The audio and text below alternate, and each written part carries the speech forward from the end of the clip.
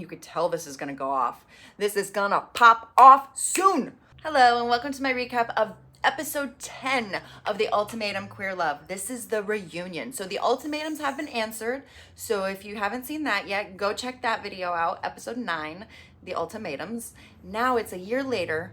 They've all watched it. And now we're gonna get the deets.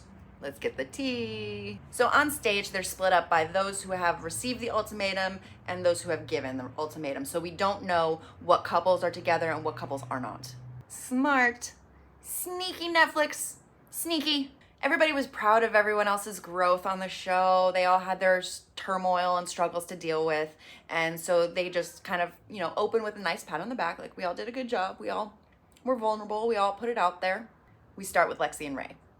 Lexi and Ray are still together at the reunion, and they spent a year engaged and traveling and just having fun being with each other again. Ray said that making a choice by saying yes to Lexi, it made things a lot more easy, a lot clearer, and they moved in together, and then they moved back to California together, and even just getting furniture together made Ray cry because she was happy and excited. They are saving for kids and they have not gotten married yet, but Lexi's mom is planning the date. Joanna, the host, asks about Fingergate. Lexi apologizes for using the vulgarity, but she explains that in the queer community, sex is defined differently by everyone, and so she wanted to be clear about what sex meant for Vanessa and Ray versus what it meant for Lexi, etc. But she does apologize for being kind of over the top about it. Vanessa and Ray, who engaged in Fingergate, both said that it was consensual. It wasn't something they had to do for the experience, but they chose to, they wanted to, and they moved on. And they probably shouldn't have happened, but it did, and it didn't really mean anything for them.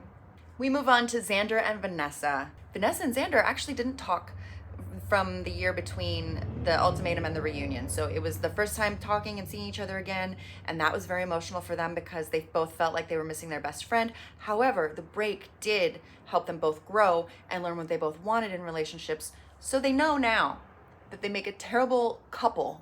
However, as best friends, maybe they can come together and accept this new version of themselves and move forward as friends together. So I really hope that happens because I know what that's like, losing a best friend in a breakup kind of a thing. So I hope they're able to still be friends and move forward together because it seemed really important to them. Mal and Yoli. This is where things get a little complicated. Yoli chose Mal, but apparently after about 2 weeks after coming back and home into the real world, they broke up and Mal moved out. Mal brought up watching the show back and how humiliated she was during that whole gathering where Yoli was hanging on to Xander the whole time. And Yoli was like, yeah, I kind of did too much there. Sorry about that. That was a bit rude.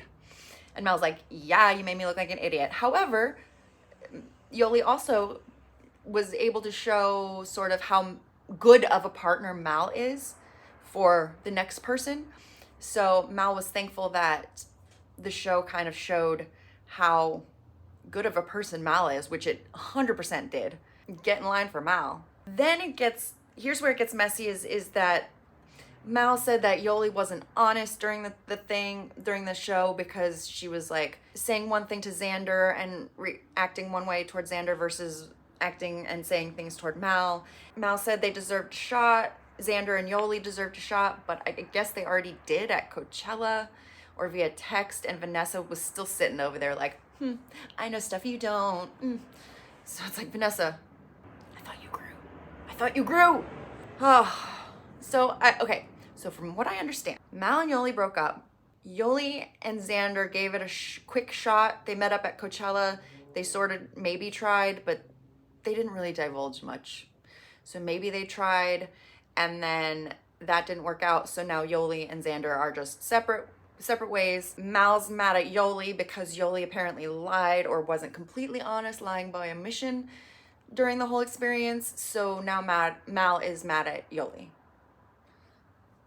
Okay, I think I did it. I think I got through that. We break up the relationships with a dog montage. Ooh, dogs, bonus dogs. Biscuit doesn't like that though. He said, no. After the dog montage, we talk to Tiff and Mildred. Tiff talks about Shiloh and how Shiloh, their dog, was in the hospital, in the vet for a little bit, and it was touch and go, but Shiloh is doing well now.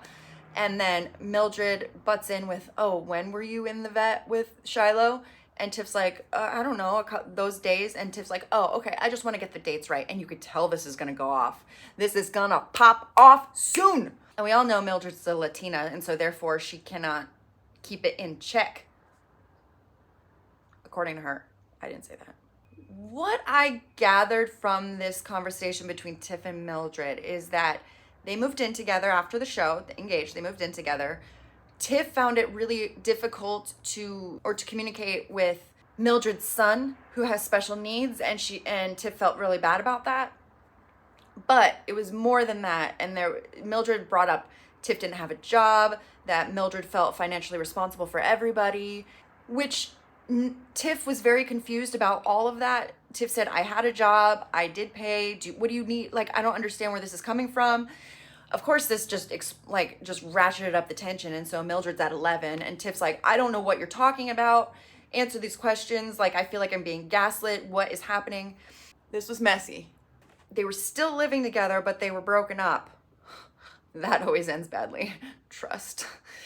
Tiff started dating other people while Mildred was still living there, which ticked Mildred off, but it's kind of like, Tiff's like, but we were broken up, so I can be on dating sites if I want to, which is true. It sucks for Mildred, but it's true. And then Tiff's just confused by all the accusations Mildred's hurling at Tiff, and Tiff feels gaslit a little bit. Let me back up. We also find out that Mildred was arrested because she was throwing things at Tiff in an argument. So Tiff called the cops on Mildred. Mildred got arrested. So this is not a good relationship. This is toxic as fuck. So then Mildred says that Tiff's talking hurts her ears. Tiff gets really hurt at this, on top of everything else that had been happening and been said up until this point. It just seemed like Mildred was just piling on Tiff the entire time. And I'm surprised, I'm surprised the host didn't butt in sooner, because I feel like she should have. I would have been like, dude, okay, back up, because they just kept going in circles for a bit. So it's like, hey, let's stop this before it gets too much. And she never did. So next time, do better. Tiff gets sad, understandably so, and walks away. Ozzy speaks up finally in this awkward silence that Tiff bringing up gaslighting brought Ozzy back to Ozzy's trial marriage with Mildred, and that Ozzy also felt gaslit with Mildred. Then Sam speaks up and says, like, look, this felt like a lot of piling on to Tiff, and I don't think that's right. So Sam goes out and talks to Tiff outside. Sam is a beautiful person, and Sam deserves all the karma points in the world. So Sam goes outside, talks to Tiff. And Tiff, it just feels gaslit, feels like I don't know what I just went through. Mildred made Tiff feel like Tiff's whole life was a lie, and that Tiff was never good enough and never did enough. And Sam's like, okay, but you did enough now. Enough is enough. You don't have to do anything more. You can be gentle with yourself. Let Mildred's toxicity go. And I could tell that Tiff felt really, really bad about not being able to connect to Mildred's special needs son. It seemed like Tiff was trying hard.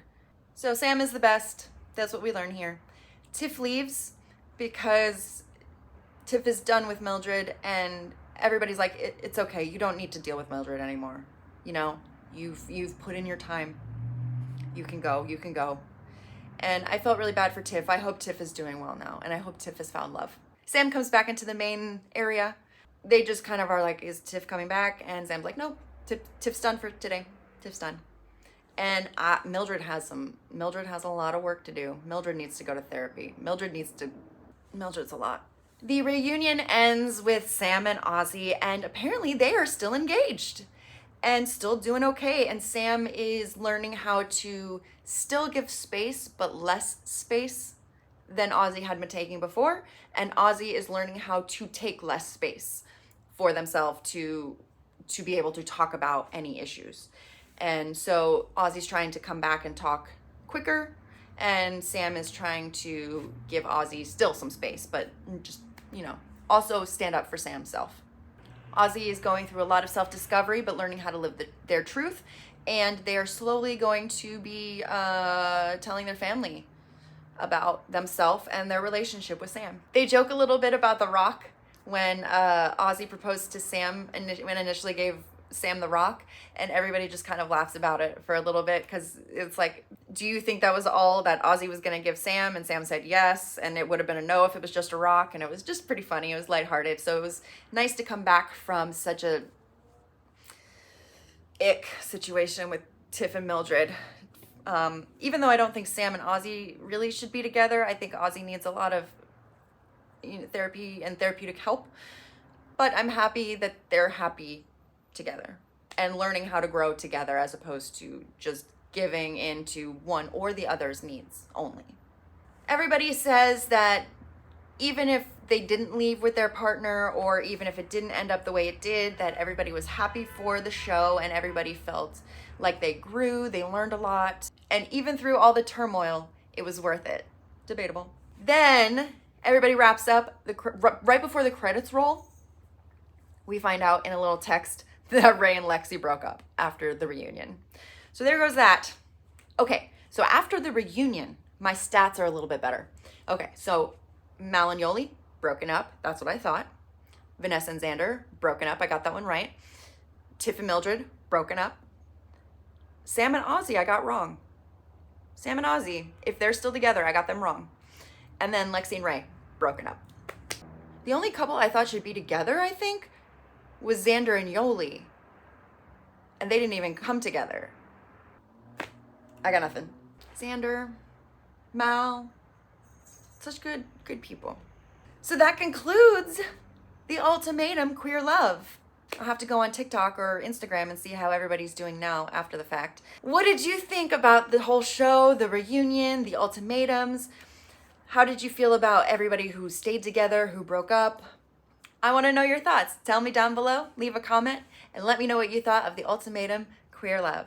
Thank you for watching all my recaps of the Ultimatum Queer Love. I don't know what I'm going to do next, but please like, subscribe, and hit that notification bell so you don't miss on whatever craziness I'm going to do next. Thank you for watching. I will see you next time.